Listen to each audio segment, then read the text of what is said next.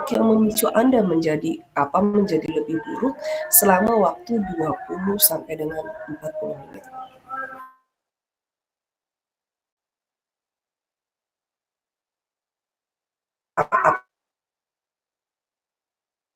Masih ada pertimbangannya tuh selama 20 sampai dengan 40 menit.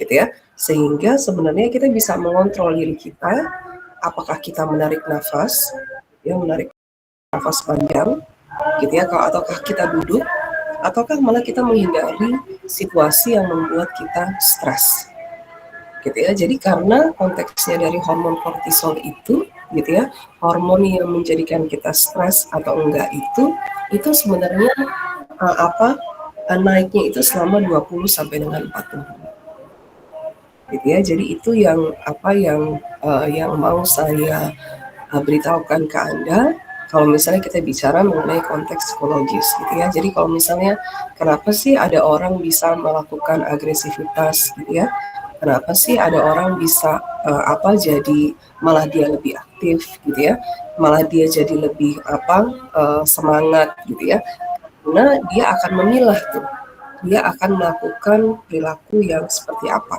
gitu ya.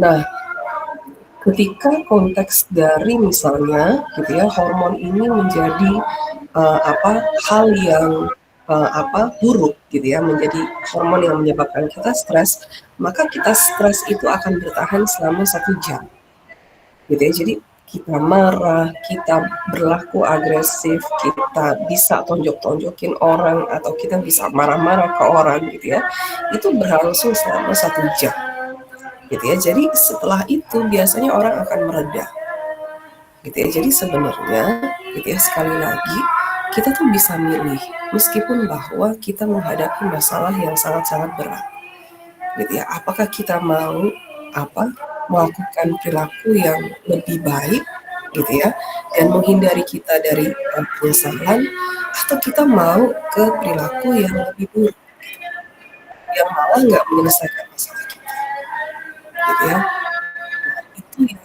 mau saya benar-benar tahu yang mengenai konteksnya sistem.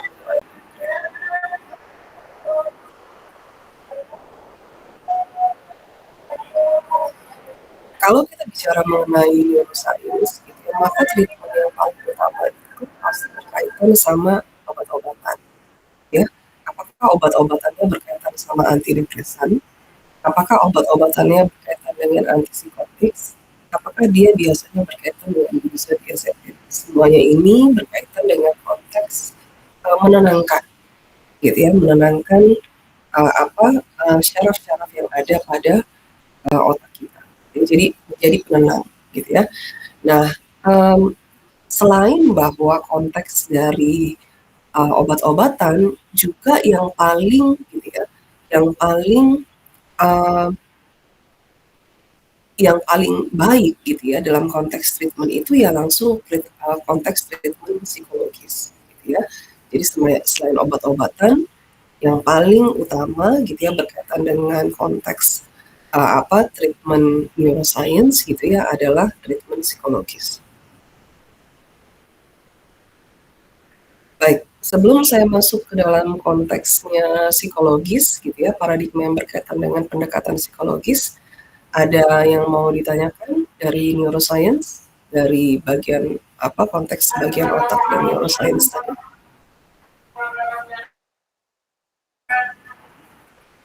Sampai di sini Anda sudah jelas? Saya perlu suara. Jelas, Bu. Oke. Jelas, Ibu. Oke. Saya masuk ke paradigma yang keempat ya, yang berkaitan sama psikologis. Ya, kalau kita berkaitan dengan psikologis, artinya kita pasti akan ngomongin tentang kognitif sama behavioral, gitu ya. Jadi kalau berkaitan dengan kognitif, gitu ya, pasti akan ada yang berkaitan dengan konteks behavioral, ya. Nah, kalau kita bicara mengenai behavioral, gitu ya, atau perilaku, pasti itu berkaitan dengan konteks pembelajaran, gitu ya. Nah, semua pembelajaran itu pasti berkaitan dengan konteks konsekuensi. gitu ya. Karena apa? Karena kalau kita jadi kalau kita belajar gitu ya, maka belajar itu apakah akan menjadikan kita jadi lebih baik, apakah akan menjadikan kita jadi lebih buruk gitu ya. Jadi kita belajar itu artinya kita pernah mengalami sesuatu hal, bukan belajar cuma dari misalnya seperti ini ya, bukan dari konteksnya cuma sekolah, cuma perkuliahan, bukan itu ya. Tapi kalau kita bicara mengenai konsekuensi gitu ya, nah itu artinya pembelajaran yang di semua hal gitu ya. Saya apakah saya mendapatkan sesuatu dari apa yang sudah saya lakukan, apakah saya nggak mendapatkan apapun dari yang sudah saya lakukan. Jadi itu namanya konsekuensi, gitu ya. Kita dapat kita bisa dapat hal yang positif atau kita bisa menjadikan sesuatu yang kita alami itu negatif. Itu sebenarnya konsekuensi dari apapun perilaku yang kita lakukan, gitu ya. Sehingga kalau kita bicara mengenai cognitive behavior, itu pasti berkaitan dengan konteks apa yang kita pikirkan, apa yang kita lakukan, dan kita tahu bahwa semua sesuatu yang kita lakukan itu pasti ada konsekuensinya. Gitu ya. Itu konteks utama dari. Nah, ada 4 hal gitu ya, atau poin yang bicara mengenai konsekuensi gitu ya. Berkaitan dengan apakah konsekuensi itu menjadi perhatian bagi kita, apakah konsekuensi itu menyebabkan kita menghindar gitu ya, melarikan diri atau menghindar, apakah konsekuensi itu berkaitan dengan stimulasi sensori gitu ya. Stimulasi sensori itu, kalau sensori artinya berkaitan dengan sensori lihat, gitu ya, sensori dengar, sensori merasa, gitu ya. Sensori merasa itu artinya bisa dalam lidah, gitu ya, bisa di kulit, gitu ya. Jadi konteksnya adalah berkaitan dengan sensori. Jadi stimulasi sensori. Konsekuensi dari konteks yang berkaitan dengan stimulasi sensori, kalau misalnya gitu ya, kalau misalnya kita dengar lagu terus-menerus yang kenceng di telinga kita menggunakan earpods kah atau headset kah, maka bisa jadi bahwa konsekuensi yang terjadi adalah caranya semakin berkurang. Karena apa? Karena rusak gitu. Karena seringkali diperdengarkan musik yang sangat-sangat keras, misalnya seperti itu. Jadi konteks konsekuensi berkaitan dengan sensori, misalnya seperti itu. Atau berkaitan dengan akses gitu ya. Konsekuensi ini berkaitan dengan akses yang menyenangkan pada objek atau situasi tertentu. Gitu ya. Jadi konsekuensi yang didapatkan ini bisa berkaitan dengan akses dari suatu kejadian atau objek gitu ya yang kita temui. Apapun ya, artinya kita bisa sesuatu hal yang menyenangkan buat kita gitu, acara yang menyenangkan buat kita, acara pertemuan dengan teman lama, acara misalnya buka bersama gitu ya, kemudian acara-acara yang berkaitan dengan ulang tahun Anda, acara-acara yang berkaitan dengan kebahagiaan Anda, atau sampai acara-acara yang berkaitan dengan hal-hal yang agak-agak bikin kita sedih nih, gitu ya. Nah, konteksnya adalah semua situasi tersebut atau semua sesuatu hal yang kita sukai, gitu ya, itu pasti akan mendapatkan konsekuensinya, gitu ya. Akan ada konsekuensinya.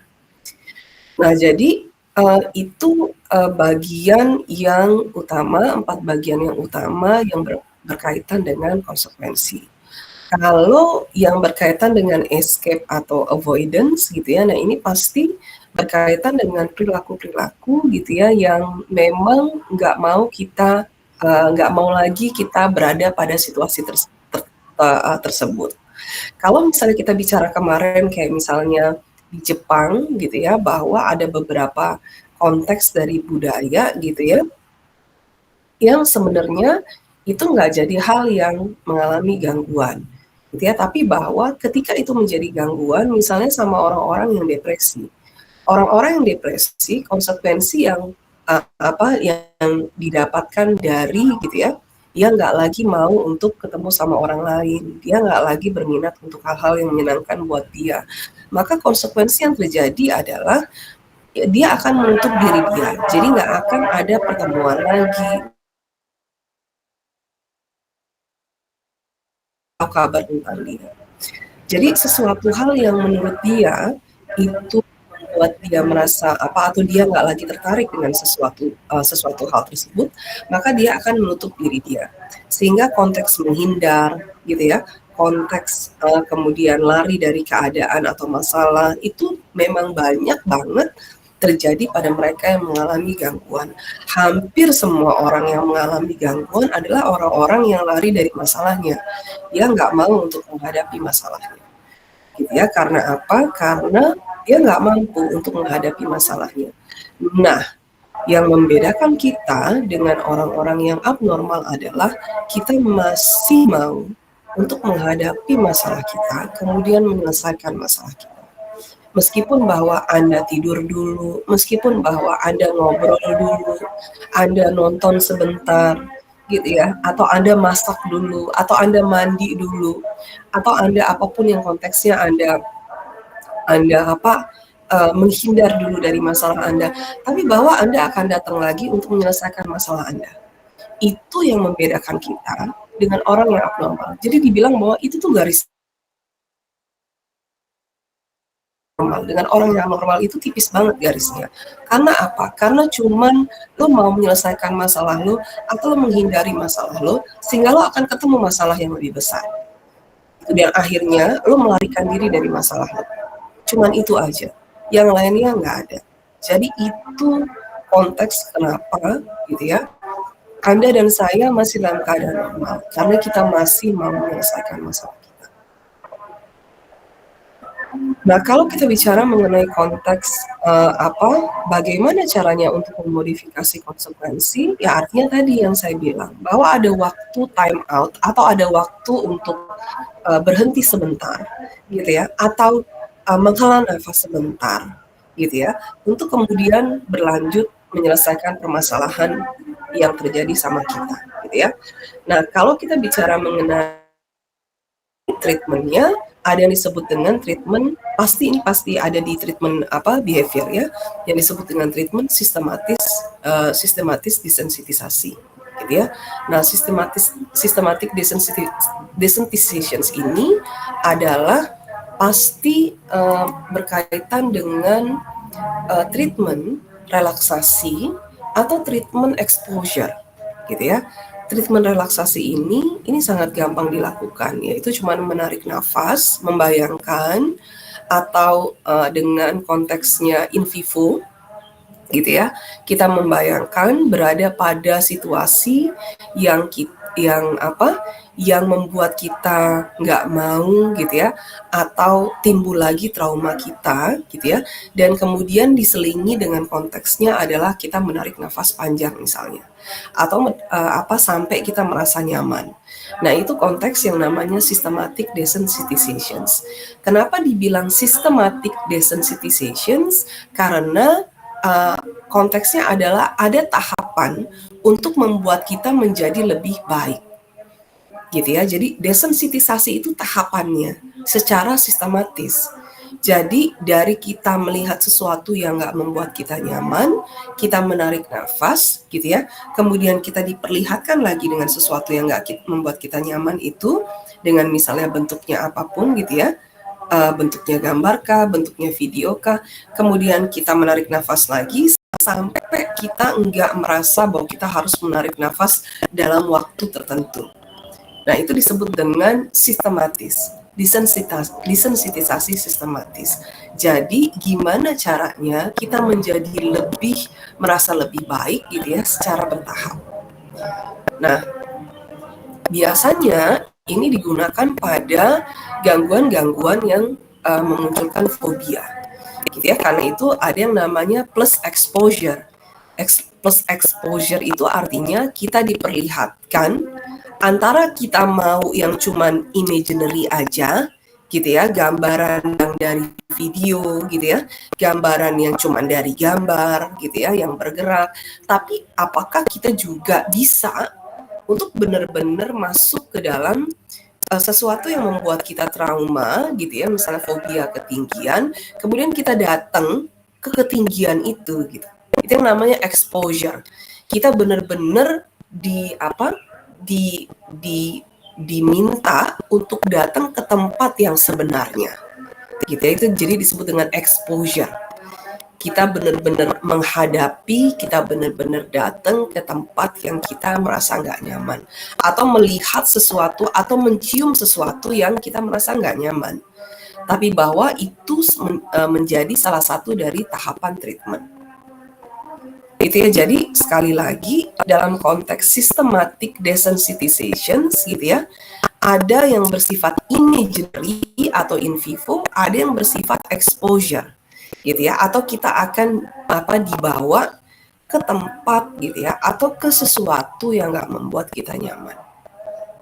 Sehingga secara bertahap konteks ketidaknyamanan itu menjadi hal yang nyaman. Karena itu ternyata ketika kita diberikan treatmentnya gitu ya, ketika kita udah sampai di kalau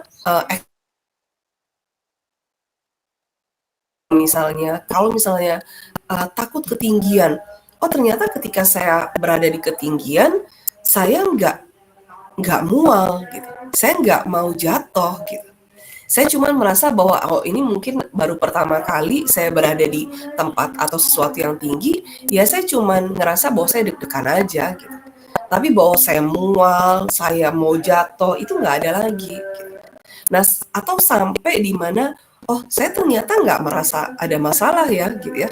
Ketika lihat misalnya ular misalnya, gambar ular atau suara ular, oh ternyata itu nggak ada masalah ya, karena ternyata itu nggak ada gitu. Bahwa ular itu gitu ya hanya ada pada gitu ya tempat yang misalnya dekat dengan rawa gitu ya.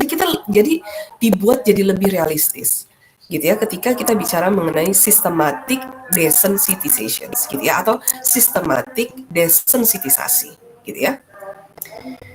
Nah, jadi kalau kita bicara mengenai treatment ini pasti berkaitan dengan treatment yang berkaitan dengan anxiety atau kecemasan, gitu ya. Jadi bentuknya yang paling banyak tuh biasanya yaitu tadi, gitu ya, disebut dengan fobia. Nah, kita balik dulu nih ke konteksnya kognitif, gitu ya. Kalau kita bicara mengenai konsekuensi, tadi itu kan berkaitan dengan apapun yang kita lakukan itu pasti akan ada konsekuensinya, gitu ya. Ada 4 yang utama tadi ya. Jadi 4 utama tadi tuh harus benar-benar fix nih, gitu ya, bahwa Anda udah paham nih. Nah, tapi kalau kita bicara mengenai sebelum kita melakukan sesuatu, itu pasti akan ada hal yang kita pikirin dulu gitu. Nah, yang kita pikirin dulu ini berkaitan dengan yang namanya cognitive science. Gitu ya, cognitive science ini kognitif itu kan pasti berkaitan dengan pikiran ya. Artinya ilmu yang berkaitan dengan kognitif atau cara berpikir. Dalam konteks pendekatan psikologis yang berkaitan dengan paradigmanya, maka gitu ya, di paradigma psikologis ini kita berharap bahwa orang-orang yang orang-orang awam gitu ya, atau orang-orang yang mempelajari psikologi itu tahu bahwa pikiran itu pasti akan berpengaruh terhadap perilaku. Nah, jadi pikiran itu pasti akan berpengaruh terhadap emosi kita. Gitu ya. Dari pikiran akan membentuk emosi dan akan membentuk perilaku. Sehingga diperlukan pikiran yang positif dulu sehingga akan memunculkan emosi yang positif dan perilaku yang positif. Gitu. Dan bisa jadi bahwa konteksnya adalah gini, setiap pikiran yang ada itu nggak perlu untuk selalu diikutkan. Kalau misalnya pikiran itu ternyata bukan pikiran yang nyata, bukan pikiran yang sebenarnya. Sehingga ini harus dikontrol nih, gitu. Jangan dan kemudian muncul jadi perilaku yang nyata. Nah, itu yang nggak bisa dikontrol sama mereka yang mengalami gangguan, gitu. Orang-orang yang mengalami gangguan nggak bisa untuk kontrol nggak nyata itu nggak bisa gitu. Lihat kayak schizophrenia, melihat pada mereka yang mengalami trauma berat gitu ya, bahwa mereka nggak bisa ngontrol tuh pikirannya, sehingga mereka akan nangis terus, mereka akan jerit-jeritan gitu ya, mereka akan ketawa, mereka akan bisa melakukan kriminalitas karena mereka nggak bisa untuk mengontrol itu gitu ya. Nah, itu yang sebenarnya malah gitu ya menjadi hal utama dalam konteks paradigma psikologi. Gimana caranya untuk supaya individu nggak memiliki pikiran yang atau bisa mengolah pikiran yang negatif menjadi lebih positif gitu ya.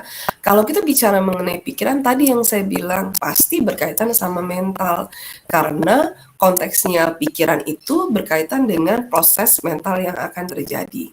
Karena itu disebut dengan a mental process gitu ya. Jadi cognitions itu sebenarnya berkaitan dengan a mental process. Nah, mental proses itu, proses mental yang terjadi dalam konteks pikiran kita ini ada 5 macam gitu ya, berkaitan dengan yang pertama perceiving, menerima, recognizing, mengenali, conceiving, memahami, judging, menilai sampai kemudian reasoning, menalar. Pada orang-orang yang abnormal, proses ini nggak akan terjadi gitu ya. Mungkin bisa aja menilai pada mereka yang mengalami skizofrenia paranoid. Tapi bahwa penilaian mereka salah semua. Karena apa? Karena mereka menilai kebanyakan bahwa kenapa orang lain jadi ngeliatin saya dan itu menilainya hal buruk gitu. Oh, mungkin ada sesuatu hal yang buruk sama saya. Oh, mungkin dari berat badan saya. Oh, mungkin dari karena saya nggak pinter. Semuanya jadi konteksnya yang lebih negatif gitu ya. Jadi menjadi hal yang salah. Pemahamannya jadi salah gitu terhadap diri sendiri. Kalau kita bicara mengenai pemahaman yang salah terhadap diri sendiri, nah itu bisa terjadi pada mereka yang mengalami konteksnya adalah nggak puas dengan diri sendiri gitu ya. Jadi somatisasi nih berkaitan nih sama mereka yang mengalami ketidakpuasan sama diri mereka sendiri, sehingga mereka merasa bahwa mereka jadi terkena penyakit yang menular banget gitu ya, nggak bisa sembuh, nggak bisa untuk jadi lebih aktif lagi, atau kemudian mereka pemahamannya jadi buruk itu bahwa saya kok selalu teman-teman saya itu berpikir bahwa saya itu nggak pinter gitu ya, berpikir bahwa saya itu pasti nggak dihargai gitu ya, apa yang saya lakukan pasti nggak dihargai, jadi pemahamannya jadi buruk gitu, bukan jadi sesuatu yang lebih baik. Nah, itu yang konteksnya bahwa itu menjadi perilaku yang lebih buruk. Anda coba deh kalau misalnya Anda menghadapi masalah, kemudian Anda berpikir secara lebih positif gitu ya, atau Anda bilang oh ya nanti aja lah gitu ya, nanti aja lah nggak perlu dipikirin dulu sekarang gitu ya, nanti kalau misalnya ada waktu yang lebih banyak gue akan coba untuk waktu yang lebih banyak misalnya gitu ya, dan itu nggak perlu kesegeraan. Tapi kalau misalnya Anda udah panik duluan gitu ya, nah itu Anda nggak akan bisa lagi untuk cuma berpikir itu aja, bahwa Anda bilang bahwa ya nanti dulu deh, nanti waktunya akan lebih banyak, itu pun nggak bisa lagi gitu. Karena Anda udah panik duluan gitu.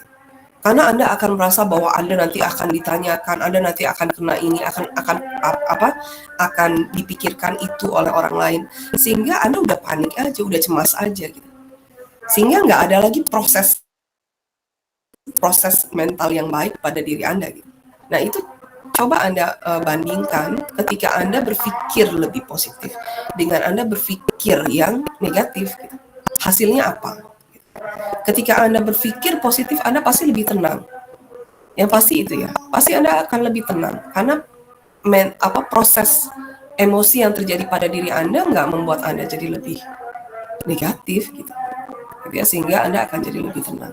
Nah, itu yang sebenarnya gitu ya juga mempengaruhi skema gambaran besar gitu ya tentang konteks yang terjadi sama diri kita dan apa yang terjadi di sekitar kita gitu.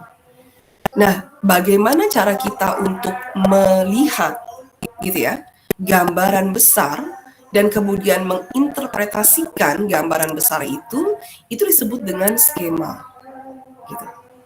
Jadi sekali lagi, cara kita melihat gambaran besar gitu ya, dan kemudian mengartikan itu berasal dari gambaran-gambaran atau peristiwa-peristiwa yang kecil-kecil gitu. Peristiwa misalnya, Anda melihat peristiwa orang digebukin misalnya. Kemudian Anda lihat bahwa ada peristiwa yang misalnya kendaraan ngebut, kemudian tabrakan, kemudian dua orang yang tabrakan saling tiba-tiba bangun lagi, kemudian gontok-gontokan. Nah itu peristiwa yang dari peristiwa yang kecil-kecil. Terus apa yang mau Anda lakukan? Apakah Anda memisahkan mereka ataukah Anda menjauh dari masalah itu? Nah, memutuskan apakah Anda berada dalam keadaan itu atau Anda tidak mau terlibat, itu proses mental yang terjadi. Perlukah saya terlibat atau perlukah saya mundur dari keadaan itu?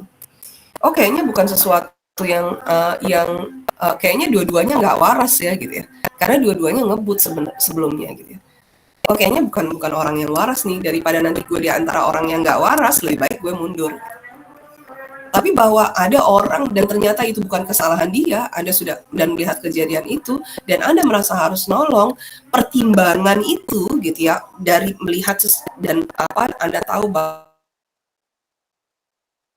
itu pertimbangan Anda, proses mentalnya Anda untuk melakukan sesuatu itu yaitu konteks dari kognitif. Gitu. Jadi kita udah bicarakan konteksnya sampai ke skema nih. Jadi gambaran yang paling besar gitu ya, yang diambil dari berbagai macam aktivitas yang kecil, peristiwa yang kecil-kecil gitu ya, bukan aktivitas ya, tapi peristiwa yang kecil-kecil, dia menjadi gambaran besar, itu konteksnya disebut dengan skema. Gimana kita mengartikannya, memaknakannya, itu konteks dari apa mental proses yang terjadi sama kita, gitu ya. Nah, itu yang berkaitan dengan ilmu kognitif, gitu ya, atau cognitive science. Nah, sekali lagi bahwa orang-orang yang mengalami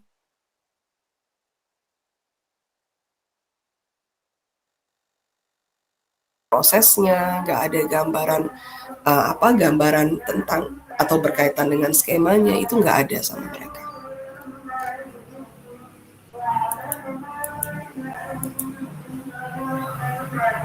Kemudian kalau kita bicara mengenai konteks kognitif gitu ya, pasti kalau kita bicara sebelumnya tentang proses mental yang terjadi gitu ya, pasti ada juga berkaitan dengan konteks unconsciousness gitu ya. Jadi dalam gitu ya, pada kita sebenarnya juga ada peristiwa yang sebenarnya kita nggak sadari muncul gitu ketika kita dalam proses menggambarkan sesuatu.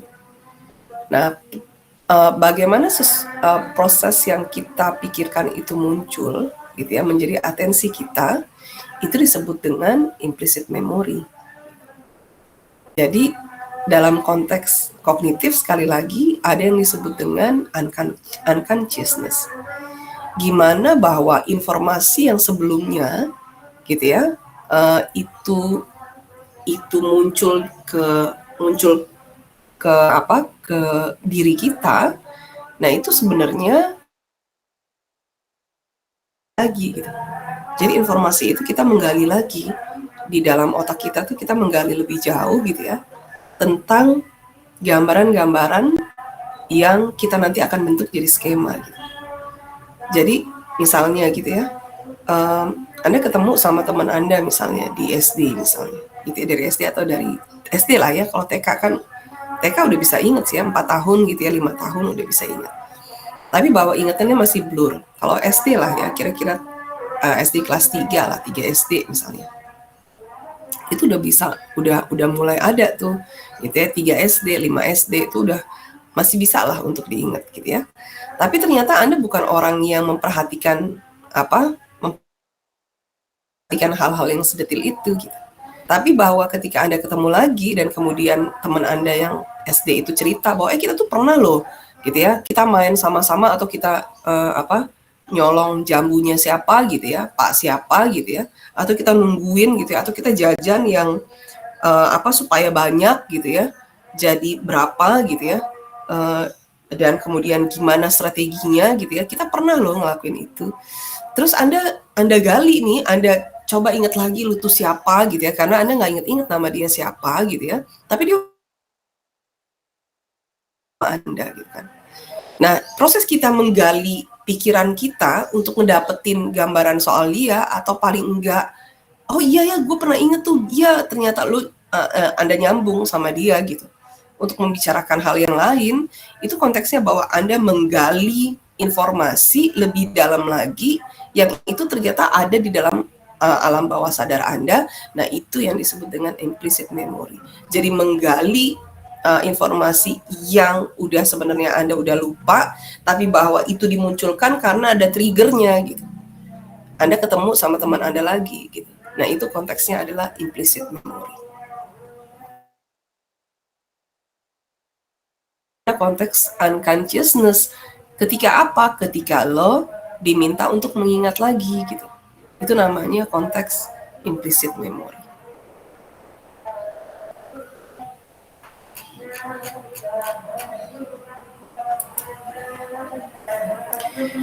Kalau berkaitan sama ingatan, nah ini yang paling banyak digunakan adalah ini stroop test gitu ya. Stroop test ini bukan Anda menyebutkan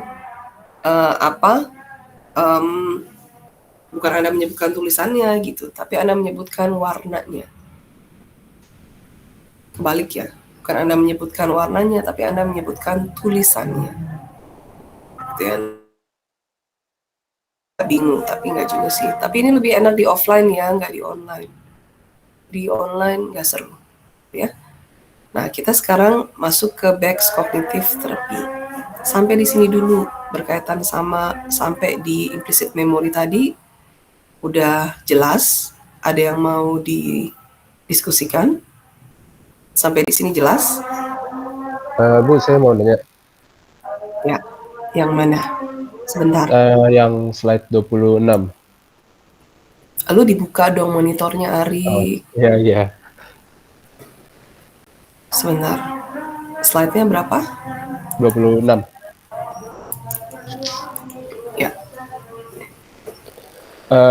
Tadi kan, jadi kan pikiran yang negatif itu kan bisa mempengaruhi sampai ke emosi dan unconsciousness-nya, ya kan? Terus habis itu di sini juga yang paling bawah itu tulisannya conscious individuals more likely to attend to threat or danger. Nah, itu kan mungkin dalam konteks pemilihan pengambilan keputusan, ya kan?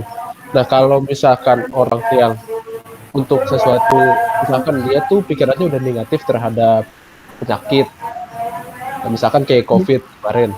Nah, orang-orang yang paranoid sama COVID itu apa lebih rentan kena COVID juga atau konteksnya beda sama beberapa abnormal yang tadi?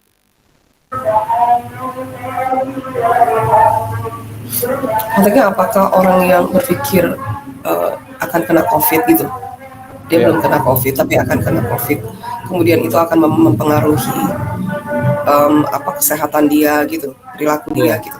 iya, dan juga mungkin sistem kekebalan tubuhnya mungkin juga karena yang pikiran dia selalu negatif, takut akan COVID dan COVID bla bla bla. Apa itu juga mempengaruhi sistem kekebalan tubuhnya terhadap COVID itu sendiri atau gimana? Ya, eh, bisa jadi, dan itu memang banyak terjadi. Dan kita lihat bahwa orang yang berlebihan, maksudnya gini, berpikir bahwa untuk mencegah kan nggak jadi masalah ya. Kan kita semua kayak begitu ya. Iya, Misalnya saya atau Anda ketemu misalnya kita di kelas karena lo juga lagi pilek, gue pilek, maka kita akan mencegah untuk supaya kita nggak menulari orang. Kita pakai iya, masker, gitu kan. Itu kan sudah pencegahan yang normal, cukup gitu loh. iya,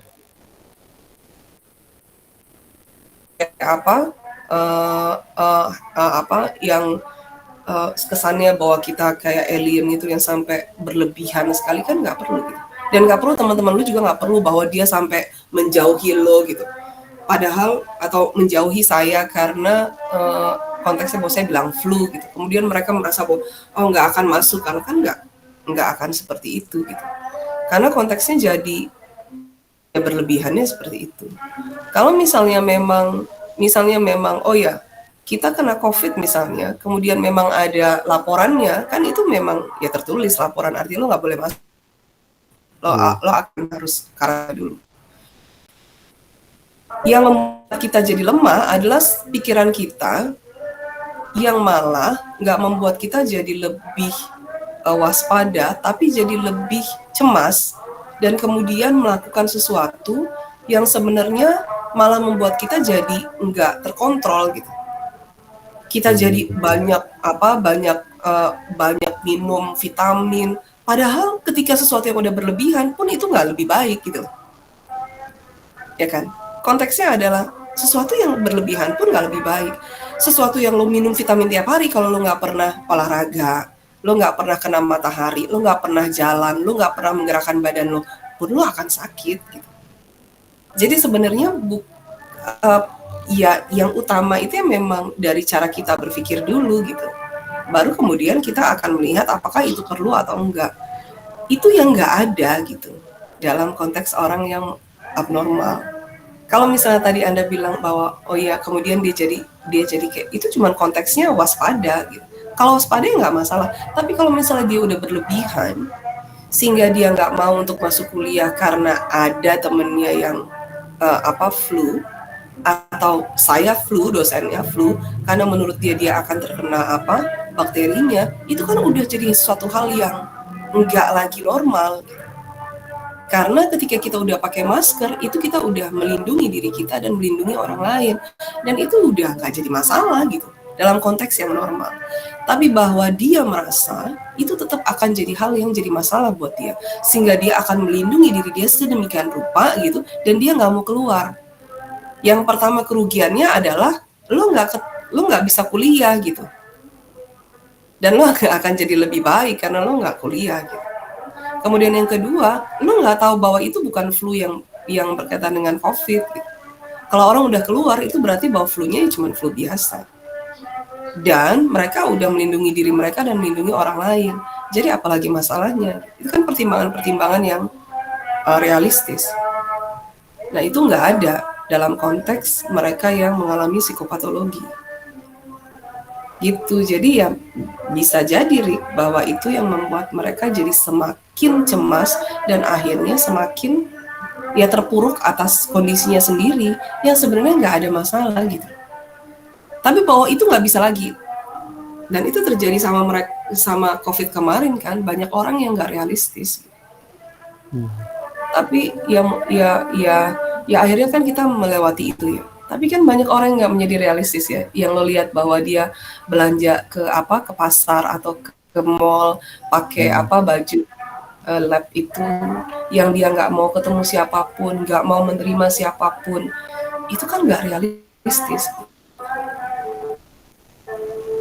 Itu kan ketakutan atau kecemasan yang nggak realistis, yang akhirnya dia jadi selfish, jadi egonya nggak mau menyentuh siapapun, ya akhirnya dia susah sendiri, nggak ada yang mengirimkan dia makanan, nggak ada yang mau juga ketemu sama dia, ya dia susah sendiri. Tapi itu kan unrealistik, dan itu udah lampau. Tapi bahwa konteks yang apakah terjadi sama mereka yang mengalami gangguan, iya begitu, keadaannya begitu, karena kebanyakan dari mereka tidak realistis. Mudah-mudahan itu nggak terjadi sama kita gitu. Tapi bahwa dasarnya adalah itu.